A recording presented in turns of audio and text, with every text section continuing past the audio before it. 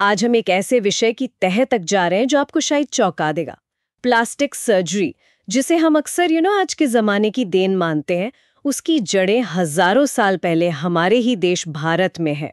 हम बात करेंगे महर्षि सुश्रुत की। हाँ, जिन्हें भारतीय शल्य चिकित्सा का जनक कहना बिल्कुल सही होगा। जरा सोचिए, करीब 2600 साल पहले, मतलब 7वीं या 6वीं शताब्दी ईसा पूर्व में काशी की धरती पर कोई व्यक्ति इतनी उन्नत सर्जरी कर रहा था, ये कल्पना करना भी मुश्किल है। बिल्कुल। तो चलिए, हमारे पास जो स्रोत है उनके आधार पर महर्षि सुश्रुत के जीवन, उनके इस कमाल के काम और उनकी महान रचना सुश्रुत संहिता को जरा गहराई से समझते हैं। ये सोचना बहुत आम है ना कि प्लास्टिक सर्जरी तो बस अभी कुछ दशकों पुरानी बात होगी। हाँ, ज्यादातर लोग यही मानते हैं। पर कहानी शुरू होती है काशी, मतलब आज के वाराणसी में जन्मे सुश्रुत से। जी, देवदास के बारे में कहा जाता है कि उन्हें ये विद्या स्वयं भगवान धन्वंतरी से मिली थी। अच्छा, तो मतलब ज्ञान का स्रोत बहुत प्राचीन है। हाँ बिल्कुल, लेकिन सुश्रुत के लिए सिर्फ ज्ञान पाना ही काफी नहीं था। सही कहते हैं, युद्ध में घायल सैनिकों को देखकर उन्हें प्रेरणा मिली। बिल्कुल, वो दर्द, वो कटे हुए अंग देखकर उनके मन में सर्जरी के जरिए उन्हें ठीक करने की एक तीव्र इच्छा जागी। और उस समय काशी का माहौल भी तो ज्ञान और चिकित्सा का केंद्र था। हाँ, वो माहौल, ज्ञान की वो परंपरा और फिर युद्ध की वो जरूरतें, इन सब ने मिलकर सुश्रुत को सिर्फ एक वैद्य नहीं बल्कि एक असाधारण सर्जन बनाया। सुश्रुत नाम का अर्थ भी तो यही है ना, बहुत प्रसिद्ध, या जिसने बहुत सुना हो। सही कहा। उन्होंने वो चुनौती स्वीकार की, युद्ध में कटे अंगों को जोड़ने की, जो उस समय लगभग असंभव माना जाता था। और उन्होंने सर्जरी को एक नया स्तर दिया, सिर्फ जोड़ना नहीं, कोशिश ये थी कि अंग पहले की तरह काम भी कर सकें। ये बहुत बड़ी बात थी। लेकिन उनकी जो सबसे हैरतअंगेज विशेषज्ञता थी वो तो कुछ और ही थी। हाँ, राइनोप्लास्टी, यानी नाक की प्लास्टिक सर्जरी। सोचिए उस जमाने में क्यों की जाती थी उस समय? मैंने सुना है सजा के तौर पर नाक काट दी जाती थी। हाँ, कठोर दंड का एक तरीका था।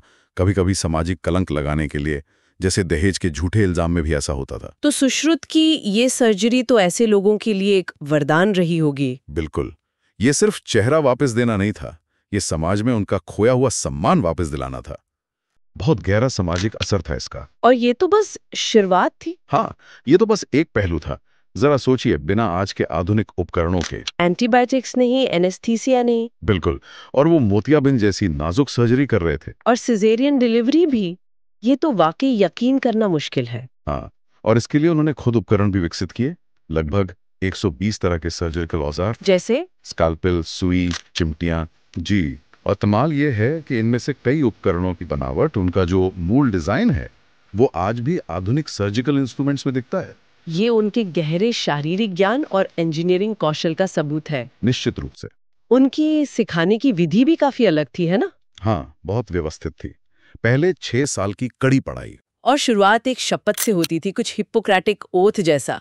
हाँ बिल्कुल वैसा ही। मरीज को कभी नुकसान न पहुंचाने का वचन। फिर अभ्यास। असली मरीज पर सर्जरी से पहले? हाँ, फलों पर, सब्जियों पर, मोम के पुतलों पर, यहाँ तक कि जानवरों के शवों पर भी अभ्यास कराया जाता था। और प्रक्रिया को बार बार देखना, समझना जरूरी था। अच्छा, शरीर की संरचना समझने का उनका तरीका भी अनोखा बताया जाता है। हाँ, क्योंकि उस समय चीलफाड़ की अनुमति शायद नहीं थी या सीमित थी, तो वो शवों को बहते पानी में नियंत्रित तरीके से सड़ने देते थे, ताकि शरीर की परतें धीरे धीरे समझ में आ सकें। बिल्कुल, हर परत को वो बारीकी से अध्ययन कर पाते थे। और सर्जरी के दौरान दर्द कम करने के लिए उस समय जो उपलब्ध था, अल्कोहल, मतलब मदिरा का उपयोग किया जाता था।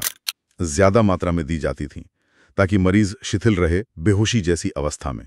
तो ये कह सकते हैं कि ये शरीर रचना विज्ञान और एनेस्थीसिया की शुरुआती समझ के अद्भुत उदाहरण है। हाँ, उस समय के हिसाब से तो ये बहुत ही उन्नत सोच थी। और इस सारे ज्ञान को, इन सभी तरीकों को उन्होंने एक जगह संकलित किया। जी, सुश्रुत संहिता नाम के महान ग्रंथ में। ये कोई छोटी मोटी किताब नहीं है। बिल्कुल नहीं।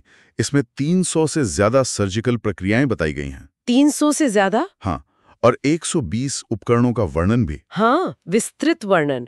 और साथ में करीब 1120 बीमारियों और उनके आयुर्वेदिक इलाज का भी जिक्र है। ये कब लिखी गई थी? लगभग 600 ईसा पूर्व। हाँ, यही माना जाता है। और ये प्लास्टिक सर्जरी पर दुनिया की सबसे पुरानी प्रामाणिक किताबों में से एक है। और आयुर्वेद की बृहत्त्रयी, मतलब 3 सबसे महत्वपूर्ण ग्रंथों में शामिल है। जी हाँ, हम अपने प्राचीन ज्ञान को कैसे पहचानते हैं, कैसे सहेजते हैं? तो आज की इस पूरी बातचीत का निचोड़ क्या निकलता है? निचोड़ यही है कि महर्षि सुश्रुत का योगदान सिर्फ आयुर्वेद या सर्जरी तक ही सीमित नहीं है।